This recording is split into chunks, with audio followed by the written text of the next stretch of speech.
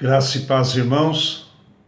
Estamos mais uma vez juntos para meditar, para estudarmos a palavra de Deus. E hoje vamos estudar a carta de Paulo aos Colossenses, baseado no capítulo 1 e 2 de Colossenses, tendo como título dessa lição os combates no ministério cristão. E está baseado na revista Compromisso, na lição de número 12. Algumas considerações iniciais a respeito desta carta. Colossenses é mais uma carta chamada Epístolas da Prisão, escrita por Paulo quando esteve preso, possivelmente em Roma. Ele é o próprio autor desta carta. Foi escrita por volta do ano 62 depois de Cristo. E o tema central da carta é a supremacia de Cristo. Tem um propósito essa carta. E o propósito é combater os falsos ensinos em Colossos, que estavam suplantando a centralidade e supremacia de Jesus Cristo na criação, na revelação, na redenção e na própria igreja. E também era para ressaltar a verdadeira natureza da nova vida em Cristo e suas exigências para o crente. Uma grande preocupação de Paulo era dar assistência aos seus discipulados, conforme vemos no texto áureo, Colossenses 2, 1 e versículo também 2. Quero que vocês saibam quanto estou lutando por vocês, pelos que estão em Laodiceia e por todos os que ainda não me conhecem pessoalmente. Esforço-me para que eles sejam fortalecidos em seus corações, estejam unidos em amor e alcancem toda a riqueza do pleno entendimento, a fim de conhecerem plenamente o mistério de Deus, a saber, Jesus Cristo. Nos chama a atenção a postura de Paulo, parafraseando no capítulo 2, 1, com a oração de Jesus no Evangelho de João, capítulo 17, versículo 20. Minha oração não é apenas por eles, rogo também por aqueles que crerão em mim, por meio da mensagem deles. Amados irmãos, sabemos que um dos maiores desafios do ser humano, e por que não dizer do cristão, é derrubar as barreiras interior do egocentrismo. O escritor da revista aponta para a luta de apreciar e reconhecer os que trabalham no Evangelho. Irmãos, devemos nos alegrar quando vimos alguém se despontando num determinado ministério. O nosso reconhecimento é um incentivo àquele irmão ou irmã, apesar de que o que importa é o que Deus pensa e o que ele acha. Mas existem irmãos que julgam o contrário. Paulo faz menção também e reconhece todo o empenho e dedicação de Epáfras no ensino do Evangelho àquele povo. Quero ler para os irmãos a declaração de Paulo que se encontra em Colossenses capítulo 1, versículo 3, 4 e 7. Sempre agradecemos a Deus, o Pai de nosso Senhor Jesus Cristo, quando oramos por vocês. Pois temos ouvido falar da fé que vocês têm em Cristo Jesus e do amor por todos os santos. Vocês o aprenderam de Epáfras, nosso amado cooperador, fiel ministro de Cristo para conosco. Veja bem, irmãos, a postura de Paulo em atribuir honra a quem tem honra.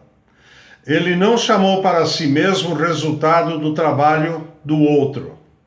Revelou, pelo contrário, as credenciais de Epáfras, como nosso amado cooperador, fiel ministro de Cristo para conosco.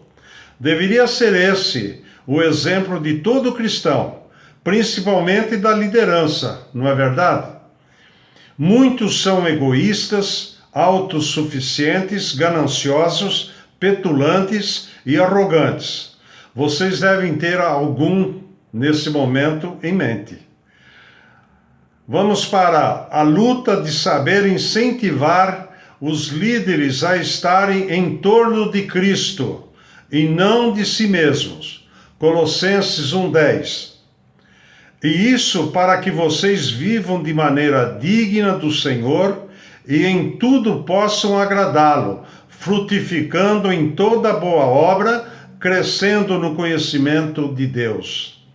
Caros irmãos, Paulo está nos ensinando princípios elementares do Evangelho e do caráter, principalmente o caráter cristão daqueles que lideram. Jesus nos deixou a ordenança de fazermos discípulos.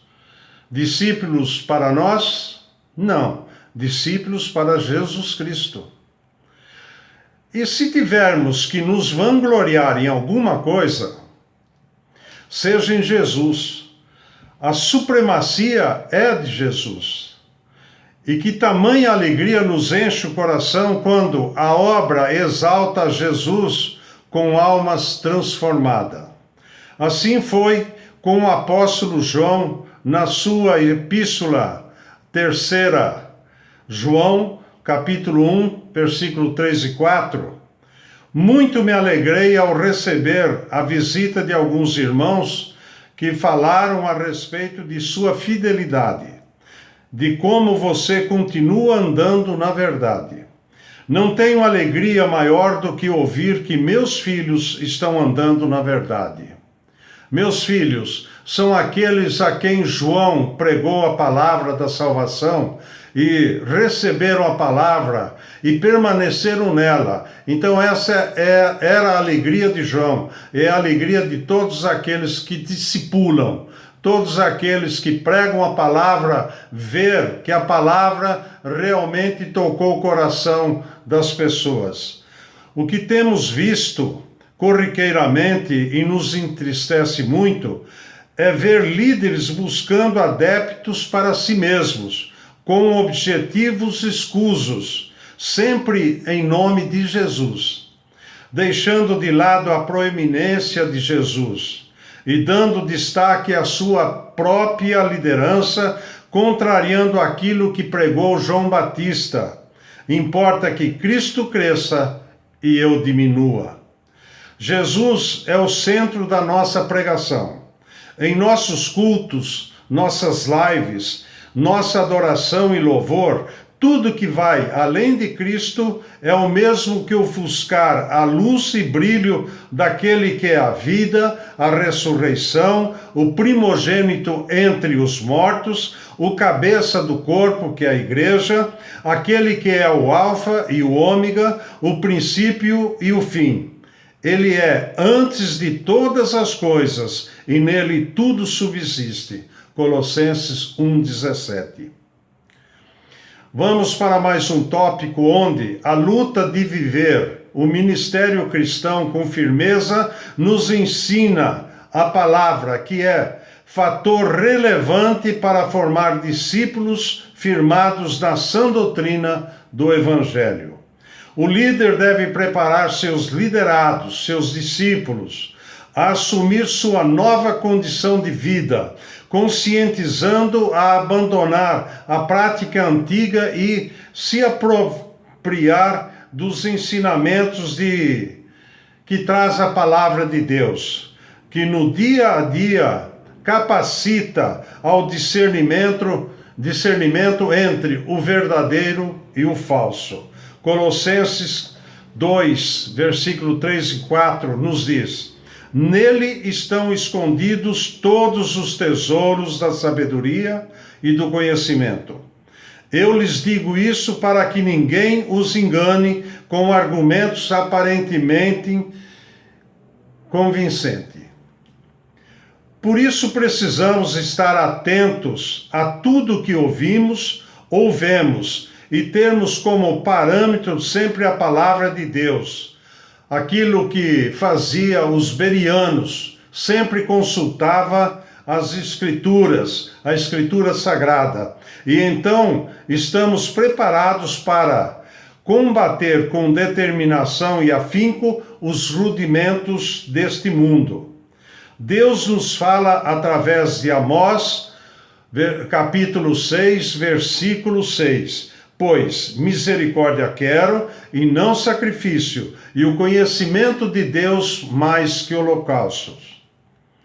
Para enfrentar os vícios doutrinários que têm invadido as igrejas e distorcido, deturpado as bases da fé cristã, alicerçados aos rudimentos deste mundo, é preciso que conheçamos mais e mais a Deus e a sua palavra. Se soubermos qual é a vontade de Deus, cabe então a nós fazer sempre aquilo que lhe agrada. A igreja de Colosso estava sendo influenciada por ideias humanas, uma espécie de mistura estranha de ensinos cristãos, tradições judaicas extras bíblicas e filosofias pagãs, semelhante ao sincretismo religioso das seitas falsas. Tal ensino subvertia e substituía a centralidade de Jesus. E Paulo advertia aquela igreja para o cuidado de se proteger contra esses ensinos enganosos, que, no fundo, tinha a intenção de enfraquecer ou mesmo de invalidar a obra salvífica de Jesus. O cristão vive numa outra dimensão que não atrelado aos rudimentos do mundo, aos velhos hábitos e costumes, à prática do pecado sem consequências e a outras tantas mazelas carnais. Paulo adverte em Colossenses 2:20: já que vocês morreram com Cristo para os princípios elementares deste mundo, por que é que vocês então, como se ainda pertencessem a Ele, se submetem a essas regras? Regras essas que, motivadas por proibições exteriores, e não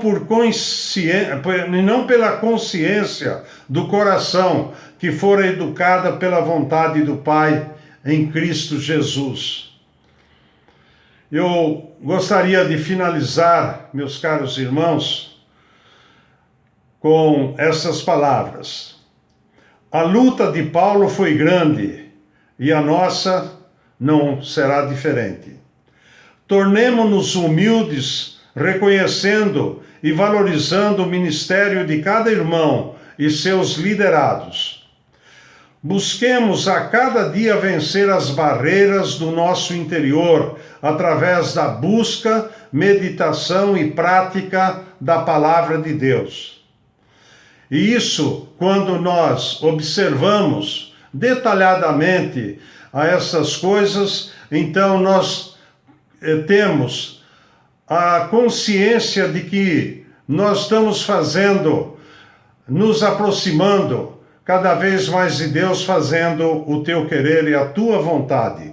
Que Deus abençoe a todos e que permaneçam sempre na presença do Senhor e que damos graças ao Senhor e até a próxima, se Deus quiser. Deus te abençoe.